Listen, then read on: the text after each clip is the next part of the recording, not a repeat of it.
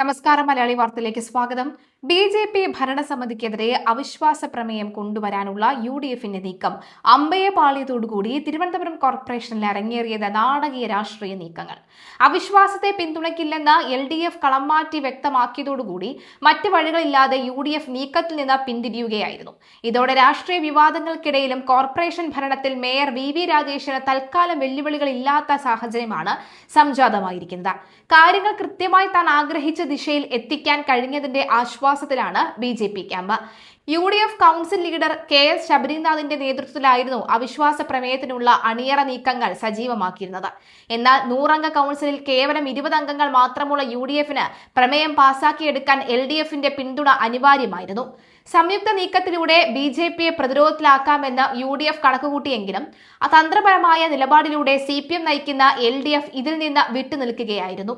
ബി.ജെ.പിയുമായി CPM ഉണ്ടാക്കിയ രഹസ്യധാരണയുടെ ഭാഗമായാണ് അവിശ്വാസത്തെ പിന്തുണയ്ക്കാത്തതെന്ന് രാഷ്ട്രീയ ആരോപണം ഇതിനോടകം തന്നെ കോൺഗ്രസ് ഉയർത്തിക്കഴിഞ്ഞു.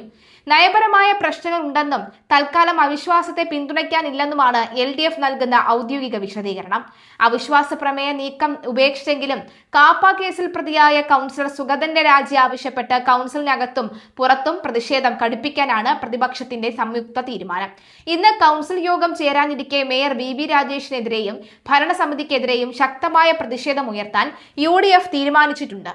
ഇതിന്റെ ഭാഗമായി കോർപ്പറേഷനിലേക്ക് ഇന്ന് യു.ഡി.എഫ് വൻ പ്രതിഷേധ മാർച്ച് നടത്തും. തെരുവുനായ ശല്യം, കുടിവെള്ള പ്രതിസന്ധി, മാലിന്യ പ്രശ്നം തുടങ്ങി ജനകീയ വിഷയങ്ങളും ഇതോടൊപ്പം ഉയർത്തിക്കാട്ടും. ഇപ്പോൾ തന്നെ കോർപ്പറേഷനിൽ സമരം ആരംഭിച്ചു കഴിഞ്ഞു.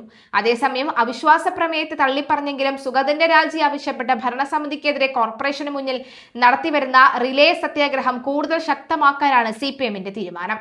വരും ദിവസങ്ങളിൽ കൗൺസിൽ ഹാളിനുള്ളിൽ ഭരണ പ്രതിപക്ഷ പോര് രൂക്ഷമാകുമെങ്കിലും അവിശ്വാസ പ്രമേയം എന്ന വലിയ പ്രതിസന്ധിയെ അതിജീവിച്ച ബി.ജെ.പി. ഭരണസമിതിക്ക് തൽക്കാലം ആശ്വാസത്തോടുകൂടി ഭരണം തുടരാം.